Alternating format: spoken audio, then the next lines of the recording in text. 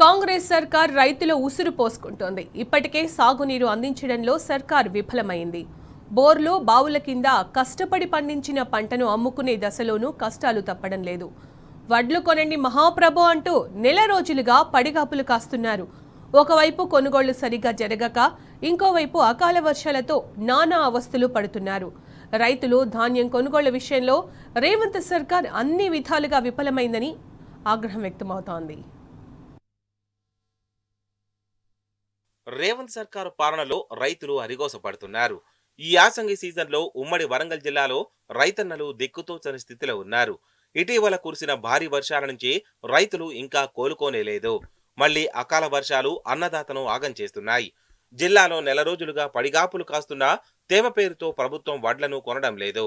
దీంతో రైతులు కొనుగోలు కేంద్రాల్లోనే ధాన్యాన్ని ఆరబోసుకుంటున్నారు.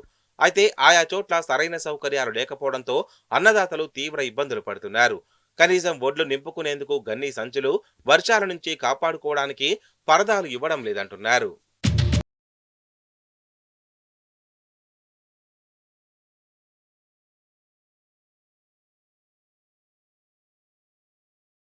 వైపు ధాన్యం కొనుగోళ్లు సరిగ్గా జరగక నానా ఇబ్బందులు పడుతుంటే, మరోవైపు అకాల వర్షాలు అన్నదాతను ఉక్కిరి బిక్కిరి చేస్తున్నాయి. నెల రోజుల క్రితమే రైతులు పంటలు కోశారు. కానీ ఇప్పటికీ కొనుగోళ్లు సరిగ్గా జరగకపోవడంతో గత 20 రోజులుగా ఉదయం ధాన్యాన్ని ఆరబోయడం, రాత్రైతే టార్పిన్లను కప్పి రక్షించుకోవడం పరిపాటైంది. వర్షం పడితే నీటిని ఎత్తిపోయడం దినచర్యగా మారింది. అటు అనేక చోట్ల కొనుగోలు కేంద్రాల్లో లారీల కొద్దీ ధాన్యం తడిసిపోయింది. వడ్లకు మొలకలు వస్తున్నాయి.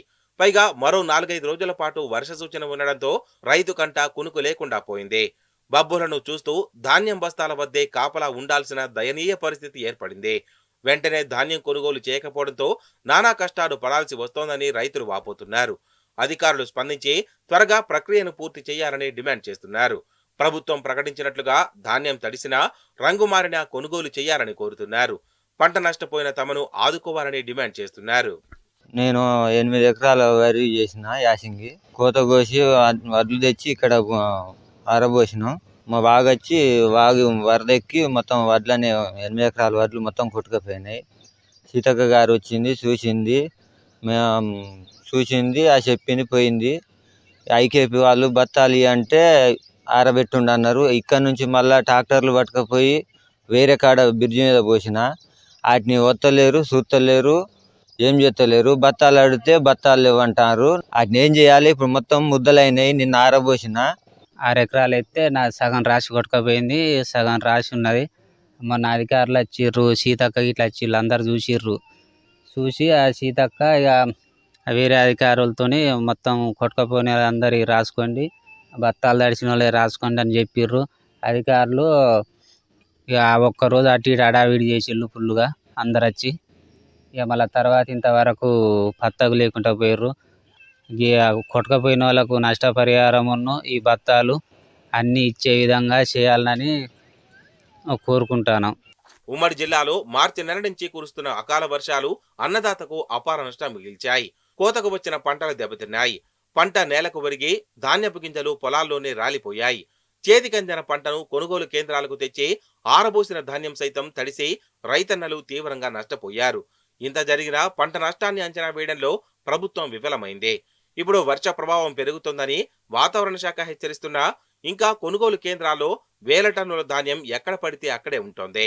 నెల రోజుల కింద ధాన్యాన్ని కొనుగోలు కేంద్రం వద్దకు తీసుకొచ్చినా కొనుగోలు జరగడం లేదని, తేమ పేరుతో ప్రభుత్వం తమను ఇబ్బందులు పెడుతోందని రైతులు ఆవేదన వ్యక్తం చేస్తున్నారు. అసలు పోసిన వడ్లకు బస్తాలు ఇవ్వమంటే ఐకేబీ సెంటర్ వాళ్ళు బస్తాలు మా దగ్గర లేవు, మేము తీసుకోమనే నిర్ధారణతోటి వాళ్ళు మాకు బస్తాలు రాలేదు, మేము ఇవ్వము, మా దగ్గర లేవు, మీరు ఏం చేస్తారో మీరు చేసుకోండి అన్నట్టు మాట్లాడతారు. వడ్లు తడవడం జరిగింది, తడిసి మొలకలు రావడం జరిగింది. మొలకలు రావడంతో మేము ఏం చేయాలో అర్థం కాక మేము తలలు పట్టుకొని కూర్చోవడం జరుగుతుంది. దయచేసి గవర్నమెంట్ ఏదైతే ఉన్నదో మా వడ్లను కొనుగోలు చేసి మద్దతు ధర కల్పించి మాకు న్యాయం చేకూర్చాలని కోరుకుంటున్నాం. ఉమ్మడి వరంగల్ జిల్లాలో అధికారుల లెక్కల ప్రకారం 1.80 లక్షల మెట్రిక్ టన్నుల ధాన్యం సేకరించాల్సి ఉంది. కానీ ఇప్పటికీ 50% కూడా పూర్తి కాలేదు. హన్మకొండ జిల్లాలో 1.50 లక్షల ధాన్యం సేకరణకు గాను 87,000 మెట్రిక్ టన్నులు సేకరించారు. జనగామ జిల్లాలో 1.85 లక్షల మెట్రిక్ టన్నులు కొనుగోలు చేయాల్సి ఉండగా 1.41 లక్షల మెట్రిక్ టన్నులు కొన్నామని అధికారులు చెబుతున్నారు. జయశంకర్ భూపాలపల్లి జిల్లాలో 1.30 లక్షల మెట్రిక్ టన్నులు కొనుగోలు చేయాల్సి ఉండగా కేవలం 15,550 మెట్రిక్ టన్నుల ధాన్యాన్ని సేకరించారు. మహబూబాబాద్ జిల్లాలో 1.79 లక్షల మెట్రిక్ టన్నులకు 1.16 లక్షల మెట్రిక్ టన్నుల ధాన్యం కొనుగోలు చేశారు.